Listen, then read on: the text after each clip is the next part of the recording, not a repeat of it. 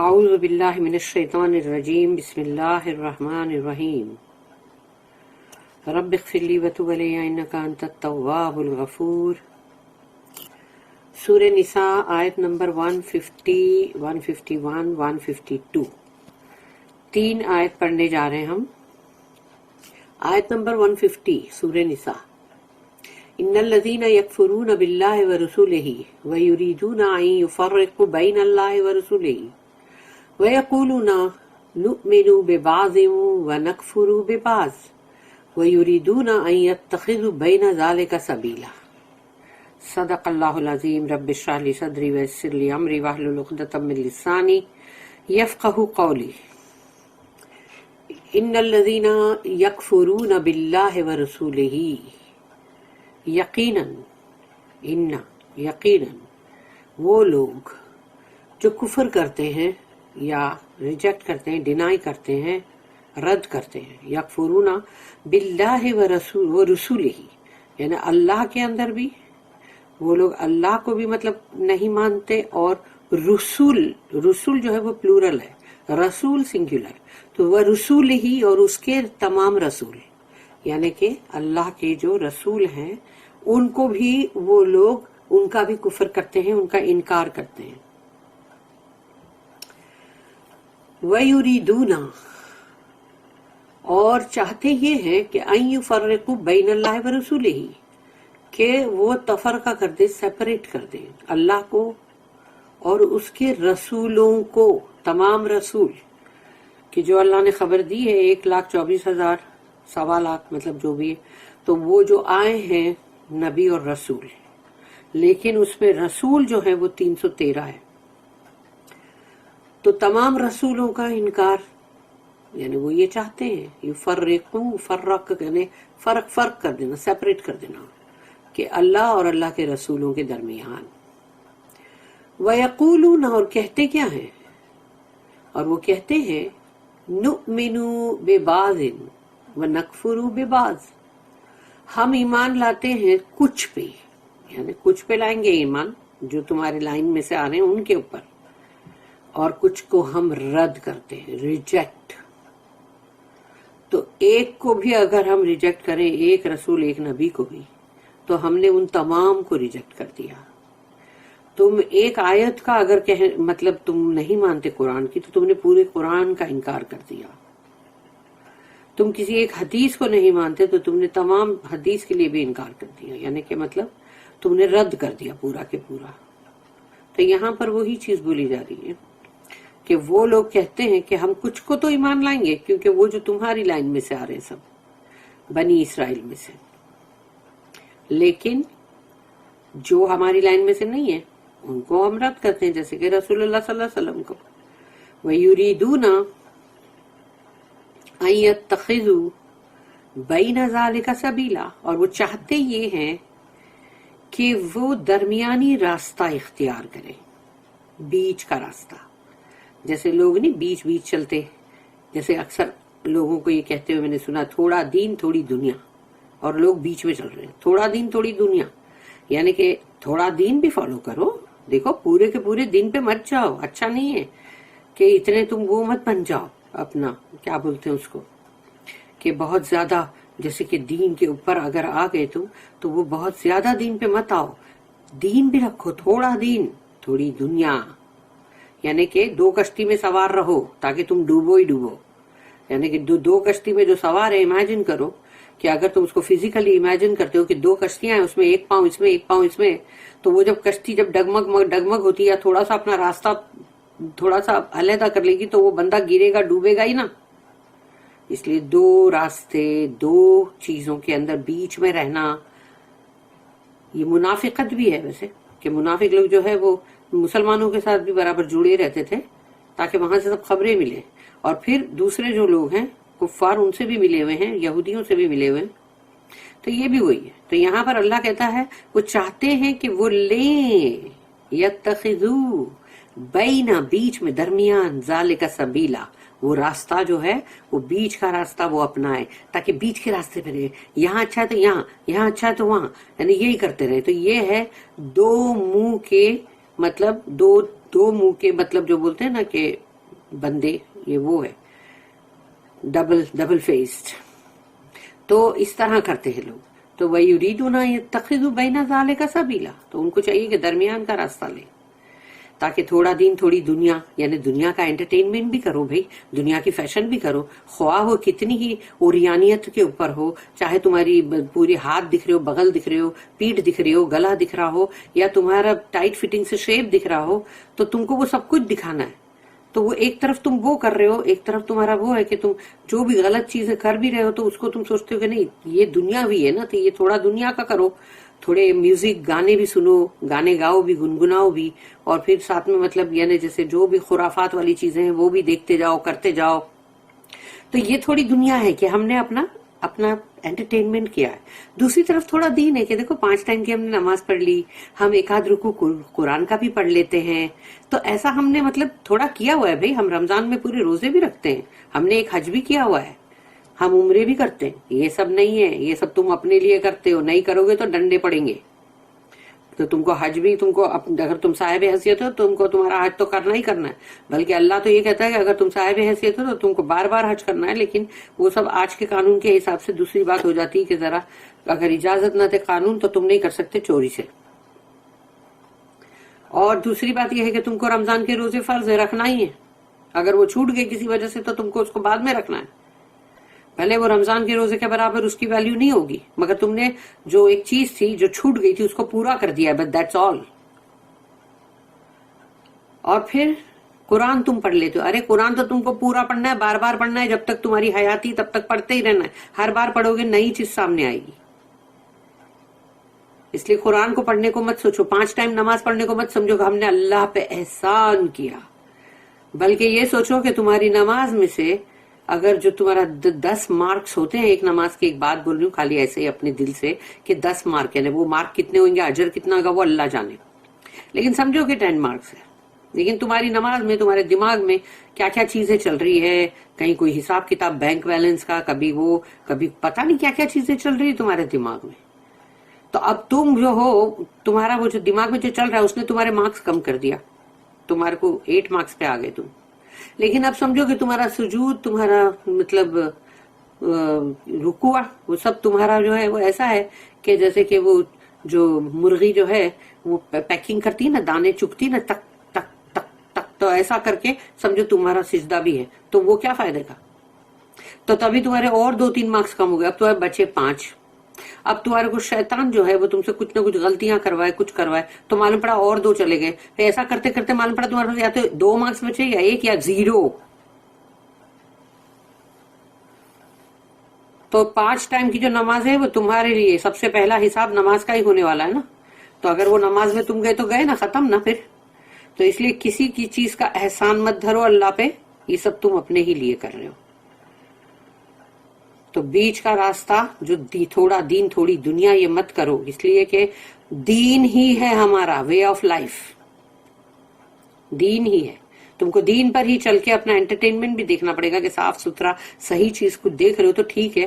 Otherwise کوئی چیز ایسی تم سن رہے ہو، پڑھ رہے ہو، کوئی بھی چیز، لیکن وہ دیکھو پہلے کہ وہ خرافات والی نہ ہو. تو تھوڑی دین اور تھوڑی دنیا مت کرو. دین پورا کے پورا ہی ہے، 2 کشتی میں سوار مت ہو. Those who deny Allah and His messengers and wish to separate between Allah and His messengers, saying we believe in some but reject others,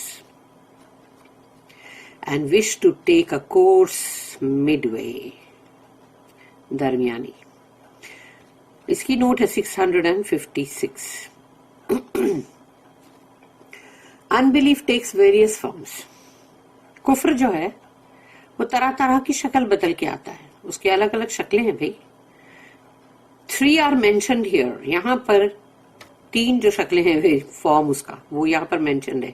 number 1, denial of Allah and His revelation to mankind through inspired men. جس کو بھی اللہ وحی کر رہا ہے، جس کو اللہ نے چن لیا ہے، رسول بنا لیا ہے، اس کے تھرو تمام انسانیت کے لیے، مسلمانوں کے لیے نہیں ہے، تمام انسانیت کے لیے اللہ نے جو قرآن وحی کیا ہے، جو اس نے اپنا ریولیشن بھیجا ہے، اس کا انکار. تو اللہ کا بھی انکار، اللہ کے کلام کا بھی انکار ہو گیا. Number 2, a sort of nominal belief in Allah and his prophets. ایک تھوڑا سا، جیسے بولتے ہیں نا تھوڑا سا، جیسے ہم انڈیا میں اکثر بولتے واجبی یعنی واجبی ایسا بولتے ہیں نا. تو اتنا ایمان اللہ پر اور اس کے رسولوں پر، نبیوں اور رسولوں پہ، and his prophets. تو a sort of nominal belief in Allah and his prophets, but one which is partial and mixed up with racial pride. لیکن وہ جو کہ صرف وہ تو پارشل ہے، یعنی کہ مطلب ان کو صرف اپنے بارے میں سیلفش بنا، اور وہ بھی اگر ایمان تھوڑا سا کچھ ہے اللہ پہ اور اللہ کے رسولوں پہ تھوڑا سا کچھ ہے تو وہ بھی مکسڈ اپ ہے. یعنی کہ تمہارے اندر ریشل پرائڈ ہے، تم اپنے آپ کو سمجھتے ہو کہ بہت ہی عمدہ لوگ ہو تم، یعنی کہ بڑے اونچے، بڑے بلند، بڑے chosen people of Allah, which does not allow of the recognition of any messengers beyond those of a particular race. تو اب تمہاری جو گھمنڈ اور تمہارا غرور جو ہے وہ تمہیں دوسرے رسولوں کو ماننے، ان کو ریکگنائز کرنے کی اجازت ہی نہیں دیتا. تمہارے اندر تو اتنا گھمنڈ غرور بھرا ہوا ہے کہ تمہاری اپنی ریس میں اگر کوئی آئے گا تو ٹھیک ہے ہم مانیں گے، لیکن وہاں بھی کون مان رہا تھا؟ ہر نبی ہر رسول کے ساتھ تو یہی ہو رہا تھا. بحثم بحثی موسیٰ علیہ السلام کے ساتھ بھی یہ، موسیٰ علیہ السلام کو تو قتل کرنے پہ آمدہ ہو گئے تھے لوگ. پھر تیسرا پوائنٹ ہے nominal belief in universal revelation. یعنی جو یونیورسل ریویلیشن کیا ہے؟ قرآن پوری دنیا کے لیے، پوری دنیا، پوری کائنات کے لیے. تو اس کے اندر بھی تمہارا بہت تھوڑا سا ایمان ہے، جبکہ وہ ملتا جلتا ہے تمہاری تورات سے. But so hatched around with peculiar doctrines of exclusive salvation. اور وہ گھوم رہا ہے، یعنی کہ اطراف، تمہارے ہی پورے اطراف گھوم رہا ہے وہ چاروں طرف، اور وہ بھی تمہاری خود کے عقیدہ جو ہے، خاص کوئی عقیدہ کہ جس کے لیے تم سمجھتے ہو کہ جیسے کہ کرسچنوں میں بھی ہے نا وہ خاص عقیدہ، کہ اس عقیدے کے اوپر تم وہ جس سے کہ تم سمجھتے ہو کہ یہ تمہاری فلاح اس پہ ہو کے رہے گی. That it practically approaches to a denial of Allah's universal love for all mankind and all creation. تو ایسا کرنے سے یہ چیز جو ہے تم ظاہر کرتے ہو کہ جو اللہ، جو یونیورسل لو، یعنی پوری کائنات کے لیے، اللہ کے لیے، اللہ کے پاس جو محبت ہے، اللہ کے پاس جو محبت ہے تمام انسانیت کے لیے، تمام مخلوق کے لیے، تم اس کو بھی ایک طرح سے انکار کر رہے ہو. All three amount to unbelief. یہ تینوں کے تینوں جو ہے کفر کی طرف جاتے ہیں.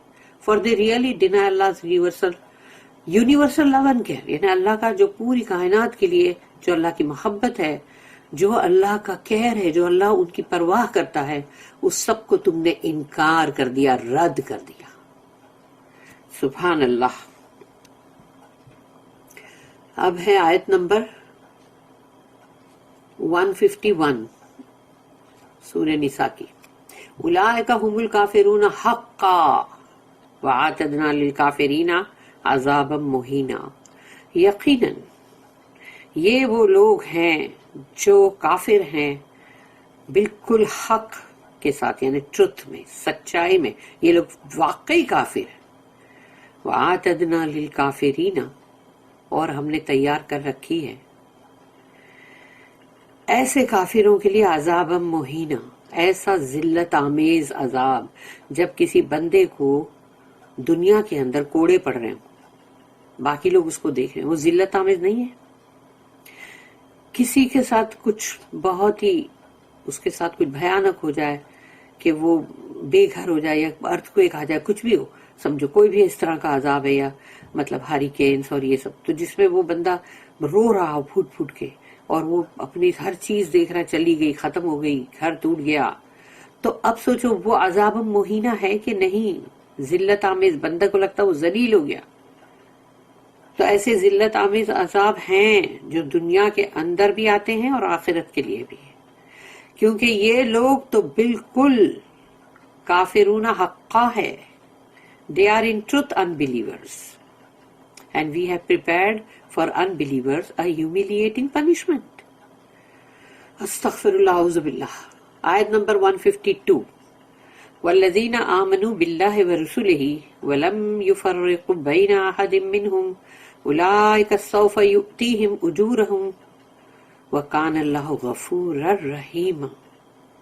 والذین آمنوا، وہ لوگ جو ایمان لائے، باللہ ورسلہ، اللہ پر، اللہ کے رسولوں پر، ولم یفرقوا بینا، اور ان کے بیچ میں کوئی بھی تفرقہ نہیں کرتے، وہ فرق نہیں کرتے، یعنی کہ مطلب ان کے بیچ میں کوئی ڈسٹنکشن نہیں کرتے. ولم یفرقوا بین احد، ان میں سے ایک کے ساتھ بھی وہ اس طرح کا فرق نہیں کرتے. تو ولم یفرقوا بین احد منہم اولئک سوف یؤتیہم اجورہم، تو اللہ کہتا ہے جو ان لوگوں کے، ان تمام رسول و نبیوں کے بیچ میں کوئی فرق نہیں کرتا، کوئی ڈسٹنکشن نہیں کرتا، ان کے لیے ہے سوف، جلد ہی ہم دیں گے ان کو ان کے اجر، ہم دیں گے ان کو ان کے اجر، ان کے ریوارڈز. وکان اللہ غفور الرحیم، کیونکہ اللہ تو ہے ہی غفور اور رحیم. تو سوچ لو جس کسی نے بھی یہ کیا کہ وہ اللہ کے نبی رسولوں میں کوئی فرق نہیں کرتا، آف کورس اللہ پہ ایمان ہے اس کا اور ان رسولوں پر بھی ہے، تو اب اللہ کہتا ہے ایسے لوگ ہیں جن کو ہم دیں گے ان کی جزا، ریوارڈ، اجر. اور اللہ نے کہا وہ بہت معاف کرنے والا اور بہت رحم کرنے والا ہے، تاکہ ان لوگوں سے کہیں کوئی خطا ہو گئی ہے دنیا میں، کوئی ان سے کوئی غلطی ہوئی ہے، تو اس کو معاف کرنے کے لیے اللہ کے ان ایٹریبیوٹس کی ضرورت ہے. کہ اب اللہ نے، چونکہ انہوں نے یہ چیز کیا کہ اللہ پہ ایمان رکھا، اللہ کے تمام نبی رسولوں پہ ایمان رکھا، ان میں کوئی فرق نہیں کیا، تو اب اللہ کے ذمے ہے ان کو اجر دینا. تو اللہ ان کو اجر دے گا تو وہ گناہوں کو معاف بھی کر دے گا نا، جو انہوں نے کچھ بھی غلطی سے بھی کیا ہو، یا کچھ بھی اگر ان سے غلطی ہوئی ہے تو اس کو معاف کرنے کے لیے اللہ کا اس نام کی ضرورت ہے، غفور الرحیم، تاکہ وہ غفور معاف بھی کرے اور رحم بھی کرے. ان پہ رحم کرے گا تبھی تو ان کے لیے وہ ہوگا نا کہ ان کو اچھے انعامات ملیں گے، جنت میں جانے کو ملے گا. یہ بھی تو ہے نا سب.